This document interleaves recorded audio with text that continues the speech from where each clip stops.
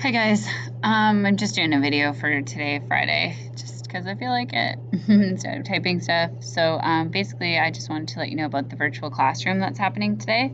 Unfortunately, I have to do a really quick one at, I'm going to start it in about 5 minutes. If anyone's around, I have a supervision that I have to do, so I can't stay too long on that. But if you have any questions that you want to ask, just hop on. And you can do that by using this nav bar and going to the virtual classroom link right here, clicking on that. And in about 5 minutes, I'll get this Unit 3 help meeting started. And then you can watch it after. It'll record too. So if you want to do that. And then I'm going to do another one at 1 o'clock today. So if either of those times work for you, then hop on and ask me some questions about Unit 3. Have questions ready, that would be the best. Otherwise, I don't really know what to talk about. Okay, and then just a recap of what's going on in the class. So down here in the calendar, you can see that today we're doing that. And also, we are doing Activity 6, Parallel and Perpendicular Lines, Content and Practice Assignment. So we're kind of... next week's the last week on this unit, so we're getting close to the end. So if you're a bit behind, just keep trying to catch up. But if you go to the content, and then Unit 1, Unit 2, here's Unit 3. So we've worked our way through activities 1 through 5. And today we should be on activity 6, Parallel and Perpendicular Lines. And there's some Desmos files, so just in case you haven't figured out how to use these yet, you just click on the graph and it opens up Desmos in your browser. And I've created some sliders for this. I hope it's not too confusing. But it's just it's a kind of like observation thing. So you can just see what happens when you manipulate things. So what happens when the y-intercept changes. And if you compare it to this, you can hit play and it will just do that. And this one you can hit play. So you can see that changing the y-intercept of parallel lines doesn't really make a difference. They're always parallel because they have the same slope. And pause that. Then there's this line right here, which we can change the y-intercept of. And this guy, you just look at their slopes. So the red and blue line have a slope of 2x, whereas this one has a slope of -1/2. I just said 2x. Sorry, the red and blue line have a slope of 2, whereas the purple line has a slope of -1/2. And you can see that it's actually these, let's bring that back down. These guys are actually perpendicular lines, so the purple and the blue, and then the purple and the red. And you can see that changing their y-intercept has no effect on their parallel or perpendicularness. That was really brutal, sorry. So that was just like an observation. And then for the examples, you want to just compare slopes of lines that are parallel and perpendicular, check your answers.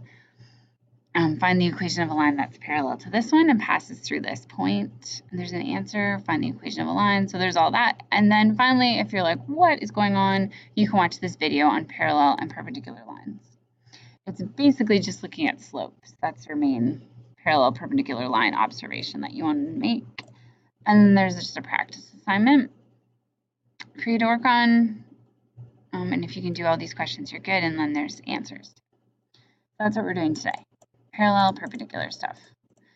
And then the rest of the unit will be finished next week and the final assignment. So that's the plan. What else? There's been so much EQAO communication over the past few days, so I'm going to start sending out emails about EQAO. It's happening in June, and how EQAO works is there's a window. I'm just going to type in here because it's weird. I don't know what to put on, but EQAO. So there's a time frame, and I believe the time frame is June 5th to the 18th or something. So you're supposed to write it during those couple of weeks. And if you are in grade 8 in the Hamilton Wentworth District School Board, you are supposed to be writing your EQAO June 6th at the board office on 20 Education Court. But there's been a couple of grade 8s that are on trips that day, so you guys have made alternate arrangements with your teachers. If you are in our board, HWDSB, and you're in high school, you're a high school student, then you'll be writing it at your own school. So there's some people from Ancaster, Henderson, Waterdown, Westdale, McNabb. Should I forget any high schools? I think that's it. Sorry if I missed your high school. And you guys are writing it at your own school whenever your own school does EQAO. So we're going to contact you about that and let you know. Or if you're like, oh, I don't want to write it at my high school, I want to write it with you guys. So you're totally welcome to join us on June 6th at the board office. You just have to let me know so I can add you to our list, and then you'll be at the board office with us.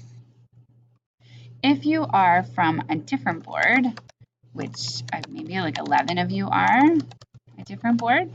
So there's people from Ottawa, the Waterloo School Board, Simcoe, somewhere, I can't really remember all the school board names, but Kawartha, Upper Grand, Thames Valley, Simcoe somewhere. Yeah, there's a variety of other boards involved, and obviously you guys don't have to come to Hamilton. So I'm just coordinating with your schools, and I'm going to ship your EQAOs to your home school for you guys to write at your home school.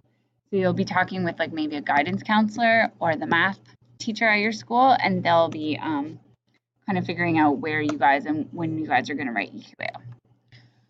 So that's the plan for EQAO.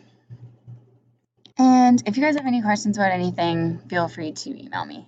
And then it's the weekend, so I kind of have a lot going on, so I might not get back to you a lot this weekend, but next week we'll be back on track.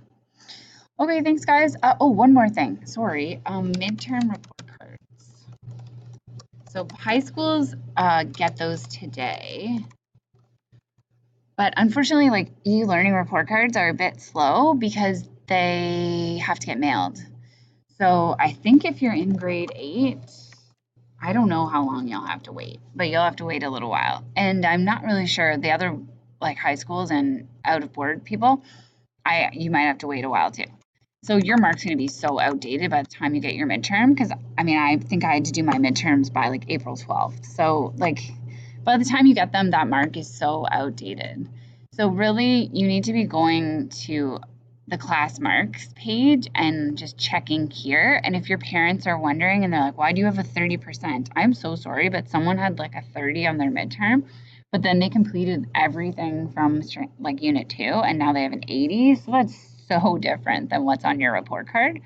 So feel free to show your parents this, or if you want me to email your parents or call them or anything and explain your report card, I can do that. Just communicate with me so I know. And if anything's wrong on this, let me know too. I still got to update a few of them because I've kind of marked them but missed entering them. So yeah, okay, that's it. Have a great weekend, guys.